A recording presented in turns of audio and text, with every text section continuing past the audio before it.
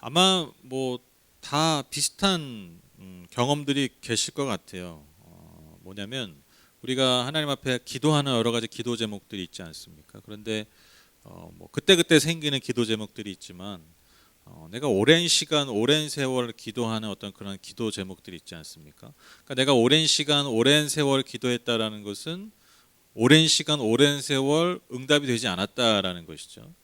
우리에게 다 아마 그런 기도의 제목들이 있을 것입니다. 저도 그런 기도 제목이 있고요. 그래서 그것을 위해서 기도하죠. 계속하죠. 근데 제가 어느 날 이렇게 예배당에서 뭐 여러 가지 이제 기도회 때 이제 여러 가지 기도를 하다가 또 이제 그런 기도 제목도 있잖아요. 오랫동안 이제 응답되지 않은 그런 기도를 하는데 갑자기 어떤 마음이 드냐면 하나님께 죄송하지만 좀 신경질이 나는 거예요. 그러니까 신경질이 나는 거죠. 그러니까 내가 이 기도를 지금까지도 계속 하고 있다라는 게 뭐 그게 뭐 그렇잖아요. 뭐 내가 뭐 되게 큰 욕심을 이루거나 내 어떤 뭐 야망과 꿈을 이루고 뭐 그런 기도 좀 아니라 정말 꼭 필요하고 중요한 기도 제목 같아요. 제가 생각할 때. 근데 그게 안 이루어지니까 오랫동안 안 이루어지니까 제가 이제 기도를 하다가 갑자기 그것도 하나님을 향한 간절함과 어떤 자비를 구하는 게 아니라 그 하나님께 뭔가 이렇게 신경질이 나는 거죠. 그래서 저도 모르게 그 기도를 하다가 제 안에서 이렇게 고백했던 기억이 납니다. 하나님, 도대체 언제까지입니까? 언제까지 기다려야 됩니까? 하나님 도대체 언제까지 기다려야 됩니까? 제가 이렇게 한탄하면서 하나님께 좀 짜증을 내면서 그렇게 기도했던 기억이 납니다. 우리가 진지하게 하나님을 믿는 사람들이라면 그냥 종교 생활하는 사람들이 아니라 정말 하나님을 진지하게 믿는 사람들이라면 또 그러한 하나님께 내가 믿는 하나님께 정말 간절하게 정말 진지하게 기도하고 간구해 봤던 사람들이라면 아마도 하나님께 이러한 고백 아니 이러한 불만을 털어놓은 적이 있으실 겁니다. 어떤 고백이라고요? 하나님 도대체 언제까지 기다려야 됩니까? 하나님에 대한 믿음과 기대가 있으니까요. 오히려 이러한 고백을 드릴 수 있는 거예요. 하나님 도대체 언제까지 제가 기다려야 합니까? 여러분 사실 신앙생활의 긴장이 바로 이 지점에 있습니다. 우리가 신앙생활 한다고 항상 뭐 하나님과 우리가 분위기가 좋은 게 아니에요. 그 신앙생활 가운데 긴장이 있잖아요. 하나님과 우리의 관계 가운데 긴장이 있단 말이에요. 그 긴장이 있는 지점이 바로 이 지점이라는 것이죠. 무엇입니까? 나의 시간과 하나님의 시간이 다르다라는 거예요. 나의 시각과 하나님의 시각이 다르고요. 나의 방법과 하나님의 방법이 다른 거예요. 나의 때와 하나님의 때가 다르다 보니까요. 하나님과 우리의 관계에 이러한 긴장이 있다라는 것이죠. 그러니까요. 나는 지금 같은데 내 생각에는 지금 같고 지금 하나님이 응답하시고 지금 하나님이 역사하셔야 될 것 같은데 그러한 타이밍인데 하나님이 아무 말씀이 없는 거예요. 하나님이 침묵하시는 거예요. 하나님이 침묵하시면서 당연히 어떤 행동도 어떤 응답도 하지 않으시는 거죠. 그러니까요. 때로는요. 우리의 신앙 생활이 하나님과의 관계가 죄송합니다. 환장할 노릇인 거예요. 환장할 노릇. 그런 경험들이 아마 다 있으실 거예요. 그러니까요. 우리가 얼마나 때로는 답답합니까? 하나님 앞에서. 하나님께. 그래서 솔직히 우리가 하나님께 솔직히 생각해 보세요. 우리 하나님께 서운할 때 많잖아요. 그렇죠? 하나님 뭐 찬양합니다. 뭐 좋습니다. 뭐 하나님 사랑 어떻게 맨날 이래. 사실 우리가 하나님께 서운할 때가 많죠. 왜? 하나님의 때랑 내 때가 다르니까요. 하나님의 시간과 내 시간과 다르니까요. 근데 여러분 이러한 마음, 이러한 상황들은요. 비단 저와 여러분만 겪는 것이 아닙니다. 여러분 성경에 봐도요. 수많은 인물들이 이러한 고백과 이러한 기도를 드렸습니다. 여러분 시편만 봐도 알잖아요. 하나님 언제까지 이러실 거예요? 언제까지 나를 이렇게 방치해 두실 거예요? 언제까지 하나님을 섬기고 따르는 나를 이렇게 방치해 주시고 나를 이렇게 어려움 가운데 두시고 나의 원수들을 하나님이 없다 하는 저 믿음 없는 자들 저 원수들은 저렇게 승리하며 흥왕하며 살아가고 있는데 하나님 이 상황을 도대체 언제까지 놔두실 겁니까? 여러분 이런 고백이 얼마나 많습니까? 근데 여러분 성경뿐만이 아니죠. 또한 모든 믿음의 선배들, 신앙인들의 고백 중에 여러분 이런 고백이요 늘 있어 왔다라는 거예요. 이게 우리의 딜레마입니다. 이게 우리의 고민입니다. 여러분 오늘 읽으신 본문에서요, 야고보가요, 어떤 교회인지 모르지만 한 교회 성도들에게 특별히 여러 가지 어려운 상황과 또 믿음의 도전 때문에 힘들어하고 있는 그 성도들에게 이렇게 권면하고 있습니다. 7절 보시면, 그러므로 형제자매 여러분, 주님께서 오실 때까지 참고 견디십시오. 보십시오, 농부는 이른 비와 늦은 비가 땅에 내리기까지 오래 참으며 땅의 귀한 소출을 기다립니다. 별말 없죠, 그렇죠? 야고보도 뭐 별 수 없어요. 근데 그 별 수 없는 게 아니죠, 그렇죠? 사실 이 말이 너무 단순한 말이, 너무 당연한 이 말, 그냥 참고 기다려라. 여러분 이 말이요, 사실 이게 믿음의 본질을 잘 담고 있다라는 것입니다. 주님이 오실 때까지 참고 견디는 것, 즉 주님이 오실 때까지 기다리는 것이 여러분 믿음의 본질이라는 거예요. 여러분 믿음의 또 다른 이름이요, 기다림이에요. 여기서 여러분 주님이 오실 때까지라는 것은요, 1차적으로 여러분 종말론적 의미입니다. 그러니까 주님이 정말 장차 심판주로 다시 오실 때까지 그 모든 것을 완성하시고 이 땅의 모든 피조물을 심판하시고 구원하시는, 그 모든 것을 완성하시는, 즉 하나님의 나라를 완성하는 그 종말론적 의미로서 주님께서 오실 때까지를 지금 야고보가 말하고 있습니다. 그런데 이게 단지 또한 1차적으로 이 종말론적 의미로서만 쓰일 수 있는 것이 아니라, 여러분 이 말의 의미가 뭐예요? 결국 하나님께서 이 모든 상황을 완전하게 하시고 온전하게 하실 때까지라는 의미라는 거예요. 즉 우리가 이 땅에서 삶을 살아갈 때 주님이 다시 오신다, 주님이 오신다는 의미가 뭡니까? 내 상황과 내 모든 조건들을 주님께서 완성하시고 온전하게 하실 때라는 거예요. 그런 의미로서, 그런 응답의 의미로서 이것을 해석할 수 있습니다.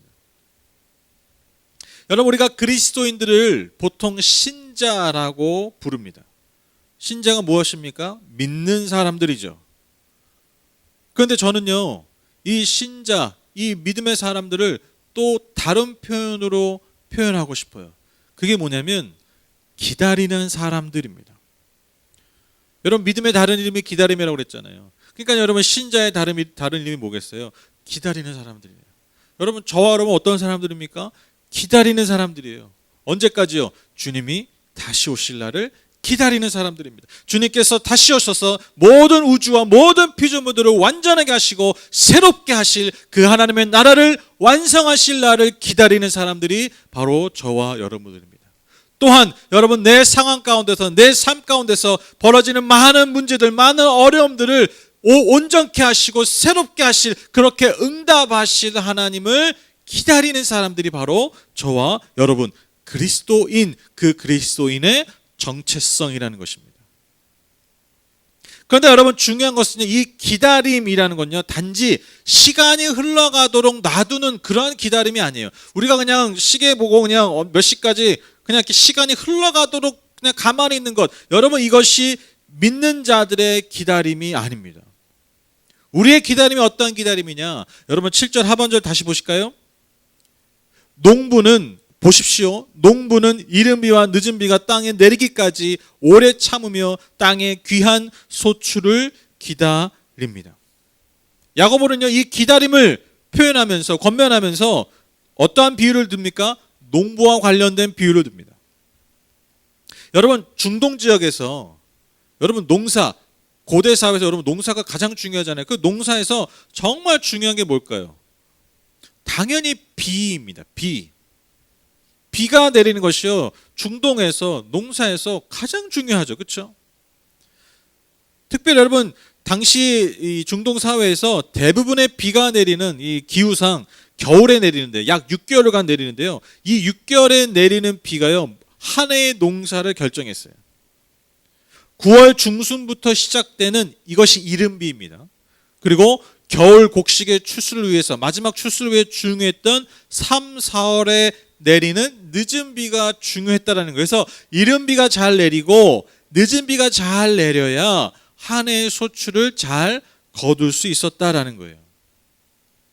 여러분 뭐 상식적으로 생각해 보세요. 지금이야 뭐 댐도 있고 뭐 저수도 있고 뭐 관계수로들이 잘 발달돼서 꼭 막 그때에 맞게 비가 안 내리더라도 물을 잘 저장할 수 있는 기술들이 있으니까요. 여러분 뭐 비가 적게 내리거나 때에 맞지 않게 내려도요 농사 뭐 잘 지을 수 있어요. 그렇죠? 우리나라 뭐 계속해서 뭐 풍년이라고 하지 않습니까? 뭐 이제 풍년이라는 말도 안 해요. 그냥 늘 그 정도의 소출이 일어나는 거예요. 왜? 사회가 발달했기 때문에, 기술이 발달했기 때문에. 그런데 여러분 고대 사회에서 심지어 중동의 기후에서 하늘에서 내리는, 특별히 때에 맞게 내리는 그 비의 중요성은 여러분 말해 뭐 하겠습니까? 그 비가요 그 해의 수확에 있어서 결정적이었다라는 거예요. 자, 여기서 중요한 지점이 있는 거예요. 그 하늘에서 내리는 비라는 것이 여러분 인간이 기여할 수 있는 게 있습니까? 인간이 컨트롤할 수 있는 것이 있습니까? 전혀 없다라는 거예요. 즉 이른 비와 늦은 비는요, 때에 맞게 내리는 그 비는요, 인간이 어떠한 역할도 할 수 없다라는 거예요. 그저 오직 하늘의 뜻, 하늘의 허락을 기다릴 뿐입니다. 인정할 뿐입니다. 받아들일 뿐이라는 것이죠. 즉 오늘 여러분 야고보가요 말하고 있는, 권면하고 있는 성도의 기다림이라는 것은요 무엇입니까? 전적으로 우리의 삶을 향한 하나님의 뜻과 하나님의 때를 겸손히 인정하고 기다린다라는 것입니다. 내 삶에 대한, 내 모든 상황에 대한 하나님의 주권, 하나님의 뜻, 하나님의 때를, 그 하나님의 시간을 철저하게 인정한다라는 것, 그 고백이 있어야 된다라는 거예요. 여러분 아마 들어보셨을 텐데 어떤 연구에 의하면 인간이 걱정을 많이 하잖아요. 인간이 얼마나 많이 걱정하면, 그렇죠?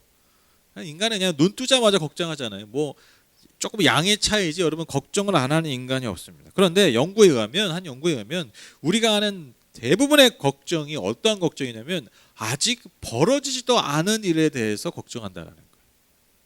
그러니까 아직 오지도 않은, 아직 벌어지지도 않은, 즉 벌어질 거라고 확실히 여겨지지도 않는 것들을 미리 땡겨서 걱정하고 고민하고 힘들어하는 게 인간이라는 거예요.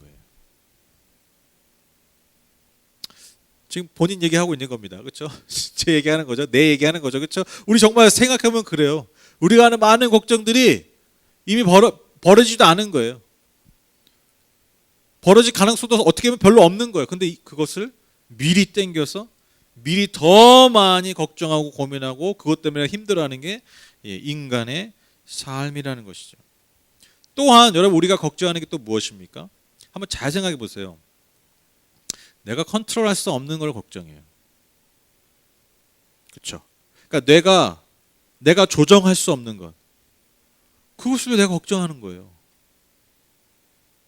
한번 잘 생각해 보십시오. 좀 재밌지 않습니까? 웃기지 않습니까? 아니 내가 조정할 수도 없는 건데 여러분 그걸 내가 조정하면 걱정 이렇게 해볼까? 이렇게 할 수도 있는데 내가 할 수도 없는 거야. 근데 많은 우리의 걱정이 뭐냐면 내가 조정할 수 없는 것들을 고민하고 힘들어한다라는 것입니다.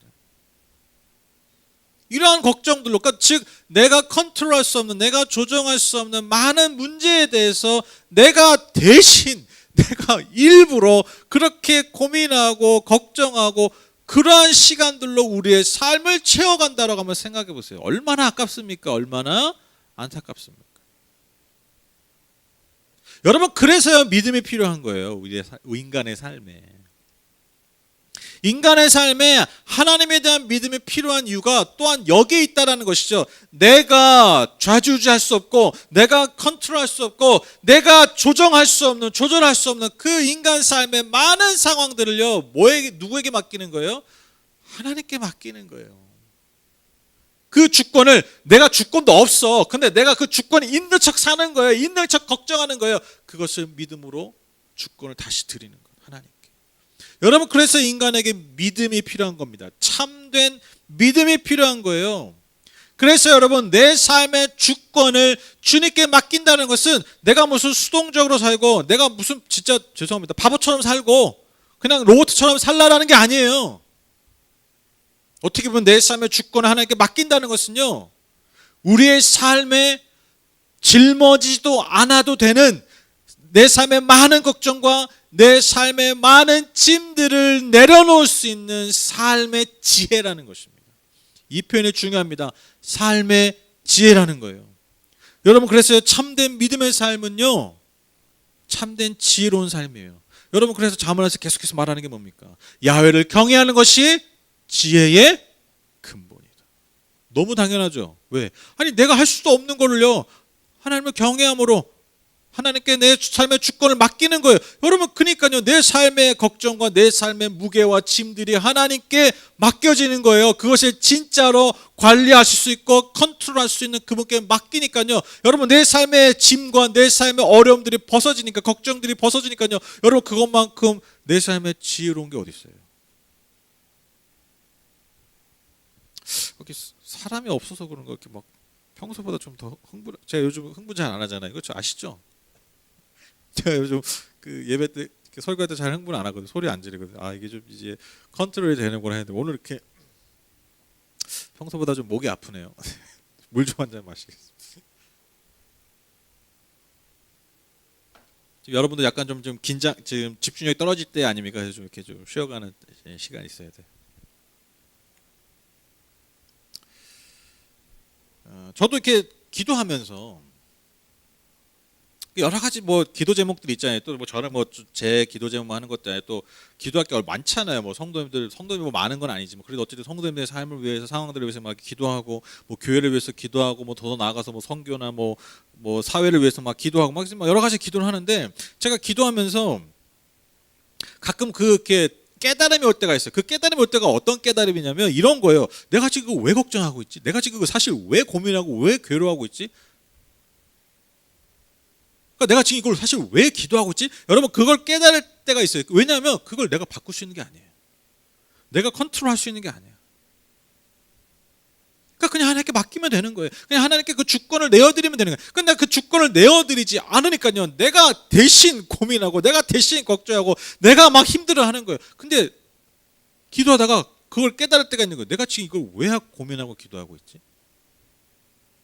그러니까 그걸 이제 내려놓는 거죠. 그걸 정말 하나님께 맡기는 거예요. 우리가 내려놓는다는 표현 많이 쓰잖아요. 정말 내려놓게 되는 거예요. 그 주권을 주님께 드리는 거예요. 그러니까요, 그때 얻는 평안함이 얼마나 크고 놀라운지 몰라요. 내 머리와 내 생각, 내 어깨에 그렇게 막 짊어지고 있던 그 짐들이 내려놓는 순간으로 얼마나 상쾌합니까? 평안함이 싹 밀려오는 거예요. 대단한 일이 벌어진 게 아니라 그저 내 삶의 주권을 하나님께 다시 드릴 때, 여러분, 하나님께 맡기시라는 거예요. 그래서 이게 맡김의 본질이에요. 내 삶의 주권을 맡기다라는 거예요.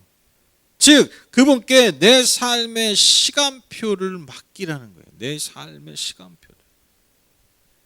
내 삶의 상황판들 있잖아요. 막 여러 가지 문제들, 뭐 고민들, 계획들, 그 상황판들의 주권, 그 상황판들에 달려있는 많은 시간표들을 주님께 맡기는 거예요. 여러분, 이게요, 기다림이라는 거예요. 진짜 기다림. 믿음의 기다림이라는 거예요.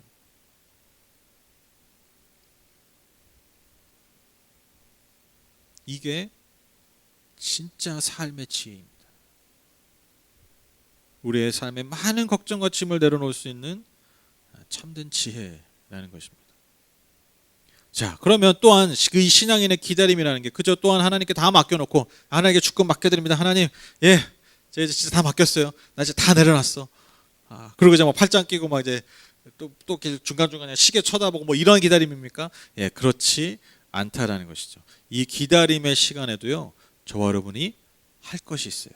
해야 하는 것이 있습니다. 아까도 말씀드렸지만 오늘 야고보는요, 기다림의 믿음을 권면하면서 뭐를 예로 들었다고요? 농부를 예로 들고 있습니다. 자, 여러분 생각해 보시죠. 우리가 물론 농사를 짓는 사람들은 아니지만, 농사의 경험이 있으신 분들이 있겠지만, 여러분, 농부가요, 하는 일이 때에 맞게 이른 비와 늦은 비가 내려오기를 기다리고만 있는 사람들입니까?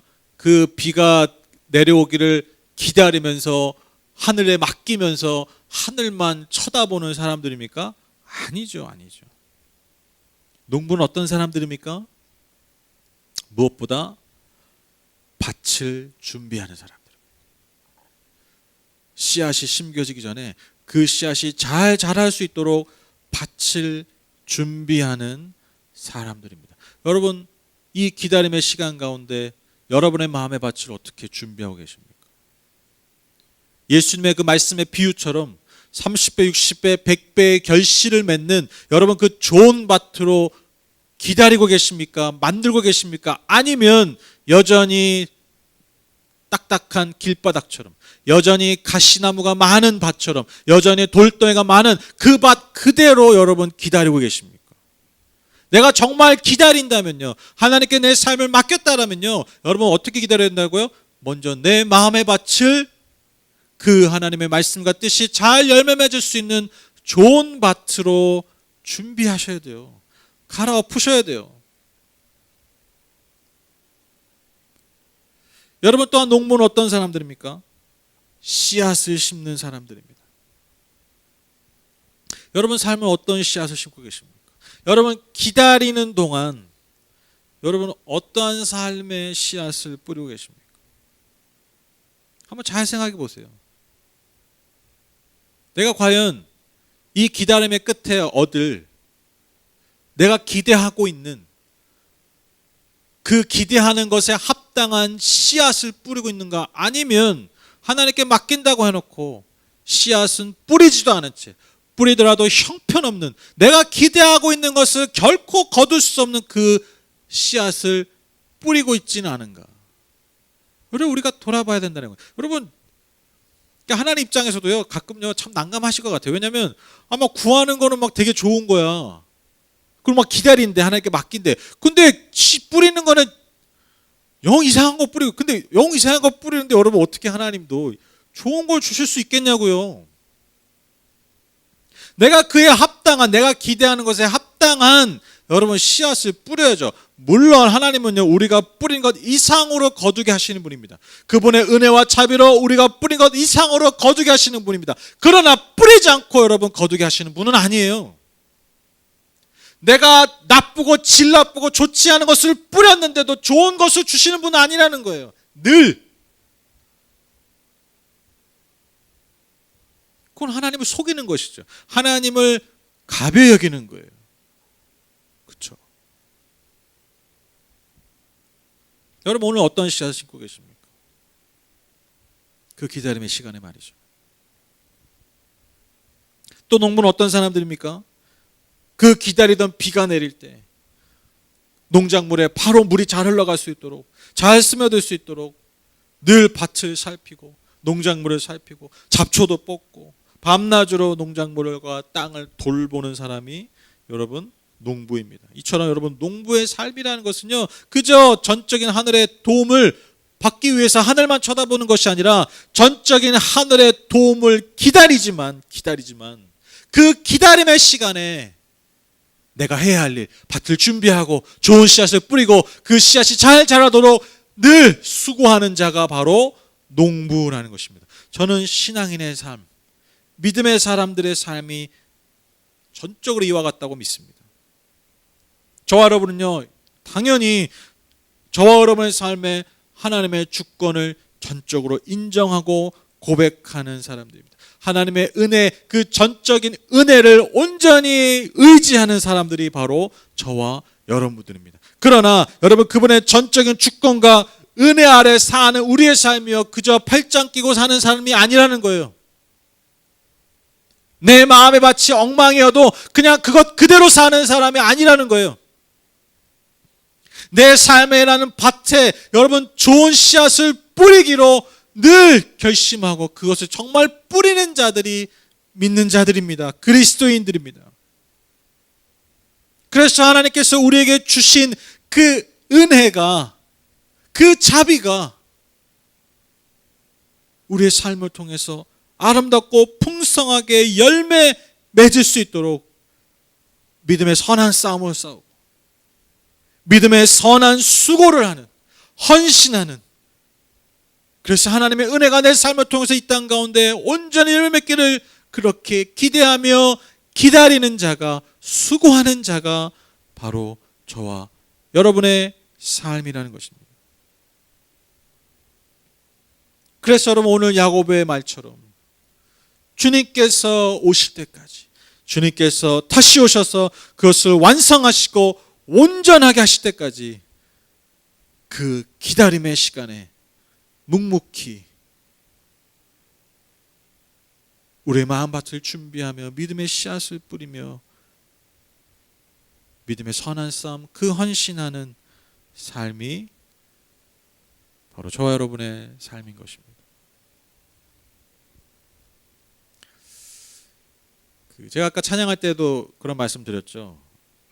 이렇게 전면적인 비대면 온라인 예배를 다시 할까라는 예상을 사실 잘 못해서, 이렇게 뭐 빨리 할 거라고 당연히 못했죠. 뭐 만약에 뭐 연말이나 아니면 뭐 내년에 뭐 갑자기 뭐 이런 뭐 아주 뭐 예상치 못한 그런 거 그럴 수도 있겠다 했는데, 진짜 이렇게 빨리, 특히 뭐 7월 이때 막 백신 접종이 막 늘어나고 막 이럴 때 이렇게 될 줄은 정말 예상하지 못했어요. 아마 다 비슷하실 거예요. 다 뭐 그런 예상들 하셨을 거예요. 그런데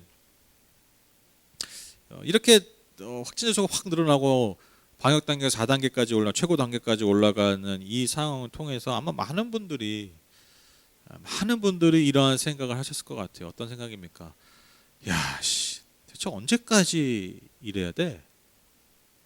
대체 언제까지 이 코로나가 끝날 때까지 기다려야 돼? 이러한 탄식을 하신 분들이 뭐 진짜 입으로 아니면 속으로 마음으로 하는 분들이 아마 많았을 것 같습니다. 근데 우리가 여기서요, 다시 인정할 수밖에 없다라는 것이죠. 이 모든 상황의 주권이 여러분 하나님께 있음을 우리가 고백해야 합니다. 그래서 여러분, 이 모든 상황의 종결이, 끝이, 즉 우리가 기대하는 그 일시상의 회복에 대한 그 시간에 대한 주권이 여러분 새삼 고백하게 되더라고요. 하나님께 있다라는 거예요.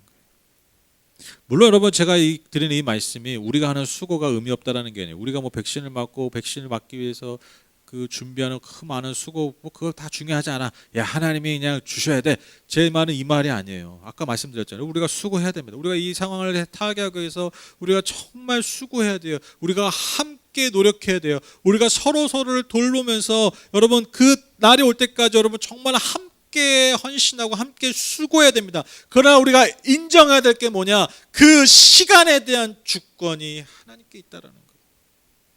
우리가 아무리 수고하고 우리가 아무리 노력해도 주님이 오시지 않으면, 주님이 오셔서 이 상황을 끝내지 않으시면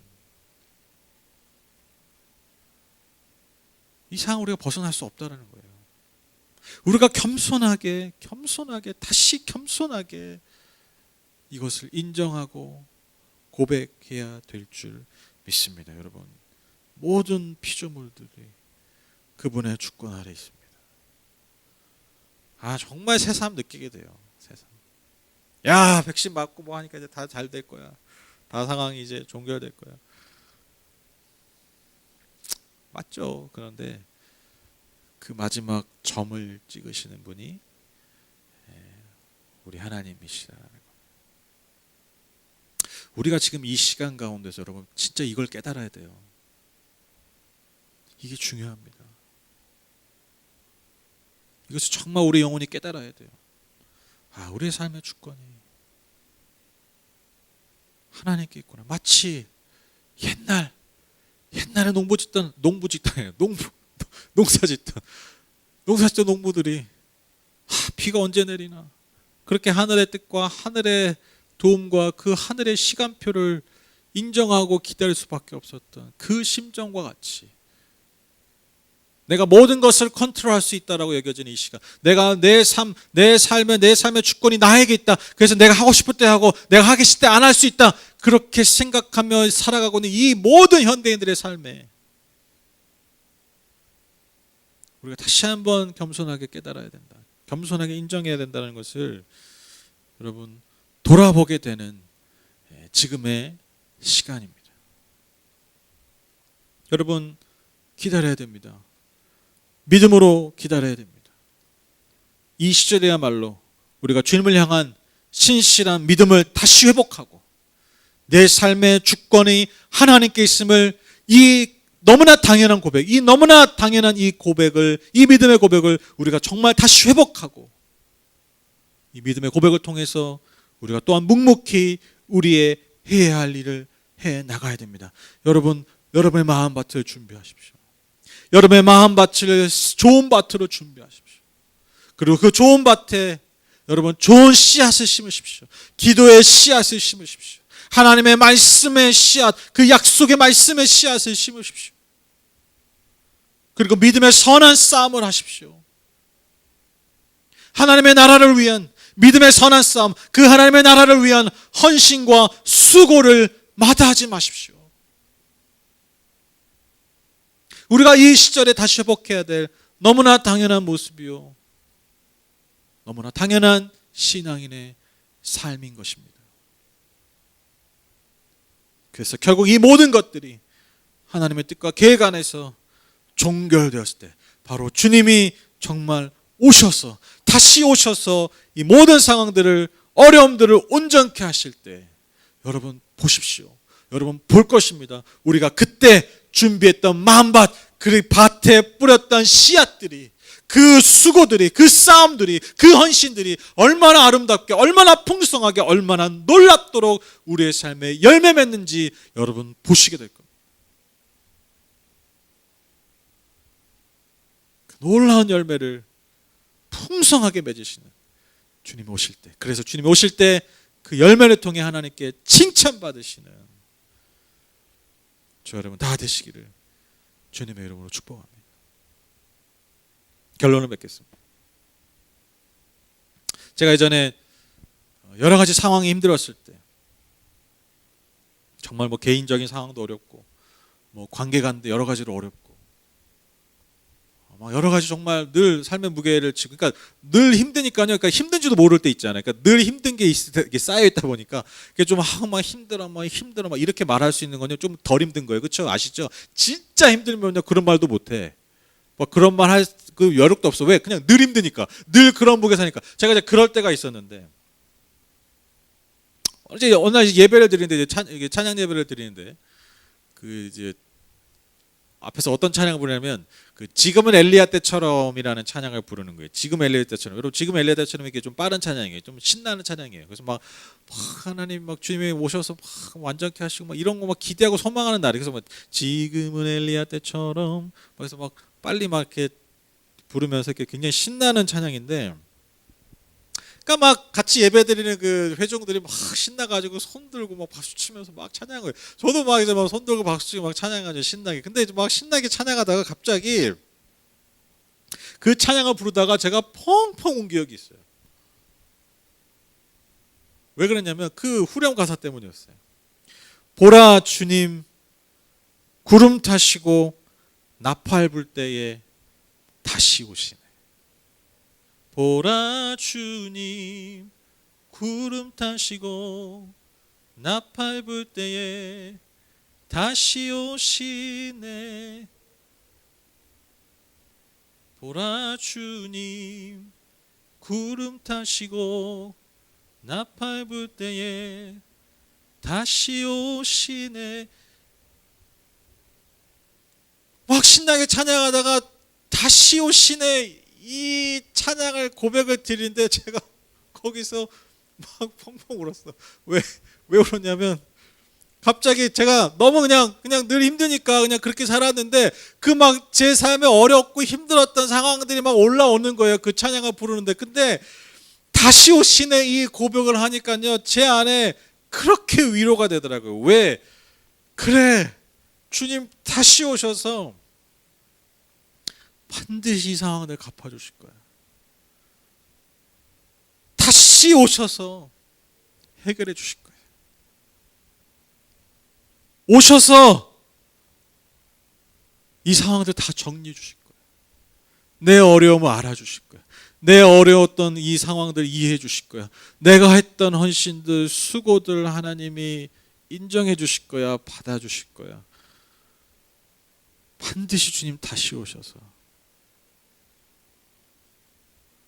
내게 그런 은혜를 주실 거예요. 그러니까 막 다들 신나게 찬양 부르는데 저 혼자 막 우는 거예요. 주님이 다시 오신다는 게 여러분 그렇게 위로가 되는 줄을 제가 그때 처음 경험했어요. 주님이 오신다는 게 믿음의 사람들에게, 믿지 않는 자들에게는요 가장 두려워야 될 날이죠. 왜? 심판주로 오시니까. 그러나 내 비록 연약한 믿음의 삶이지만 주님 믿는 자들에게 주님이 다시 오신다, 주님이 내 삶에 오신다라는 게 이렇게 위로가 되는 거예요. 힘이 되는구나. 제가 그때 얼마나 깊이 깨달았는지 모릅니다. 오늘 보면 8절 말씀입니다. 여러분도 참으십시오. 마음을 굳게 하십시오. 주님께서 오실 때가 가깝습니다. 여러분, 주님께서 오실 때가 가깝습니다. 여러분, 이 말씀이 여러분에게 더할 나위 없는, 그 어떠한 것도 어떠한 누구도 줄 수 없는 하늘의 위로가 되기를 간절히 축복합니다. 야, 주님 오실 때가 됐다. 야, 큰일 났다. 야, 빨리 자, 정리해. 야, 다시 뭐 어떻게 해야 되냐. 이렇게 당황하시는 분들이 아니라 주님이 다시 온다. 주님 오실 때 가깝다는 이 말씀이 저와 여러분에게 그 무엇도 그 누구도 줄 수 없는 하늘의 위로로 다가가시기를 주님의 이름으로 간절히 축복합니다. 여러분, 주님이 반드시 다시 오십니다. 반드시 다시 오셔서 모든 것을 바로잡아 주실 날이 오십니다. 믿음의 씨앗을 심고 그 씨앗을 자라기 위해서 헌신하고 수고한 그 하나님의 자녀들, 하나님의 사람들을 안아주시고 위로하시고 격려하시고 무엇보다 그에게 아름답고 놀랍고 풍성한 열매로 안겨주실 여러분, 그 날이 반드시 올 것입니다. 그 날을, 그리고 그 날이 올 때까지